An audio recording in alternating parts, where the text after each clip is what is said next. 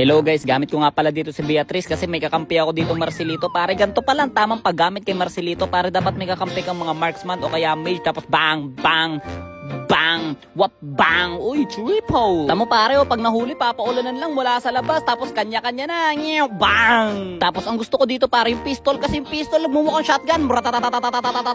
Santay mo na lang yan. Sabay, pew. Grabe, sakit no. Tapos dito pare, nakita namin pumasok si Karina sa loob. Kaya naman pinaulanan namin pare. Nyew, bang. Ayun, patay. Si 1-1? Bakit may 1-1 doon? Anyways, hi guys. Tumbling. Sabay, bang, bang, bang. Tapos dito nahuli namin si Christian. Kaso medyo malayo-layo siya. Hindi siya abot ng mga bala namin kaya hindi siya namatay. Pero syempre hindi ako papayag na ganun lang. Pilikira ko siya sa mukha tapos namatay si 1-1 na naman. Pero eto sure na talaga ako hindi na 1-1 mamamatay dito pare. Sinasabi ko sa'yo, wala na yan. Boom! Tapos dito pare pinadilim ng Hellcourt yung mapa. Yun pala pinupush na yung base namin. Buti nakarecall kami dito. Rat.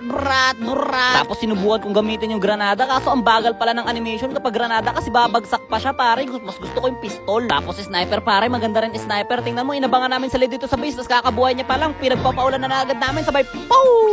Tapos yung sunod naming inabangan pare, si Christian naman. Ano ka ngayon ha? Sabi nito kanina, magti-tiktok pa daw kami. Magti-tiktok pala ha. Ano, damay pa si Hellcourt. Paano nangyari yun? Tapos paulit-ulit na lang namin silang inabangan dito. Minsan pinapatakas namin yung iba para mag-death kapag matatapos na yung laban. Masaya gawin tong trip na to pare kapag 5 man kayo magkakaibigan. Pero kung solo ka lang, tas wala kang kasama man trip, maghanap ka na lang dyan sa comment section. Marami ring mga solo dyan pare. Winner!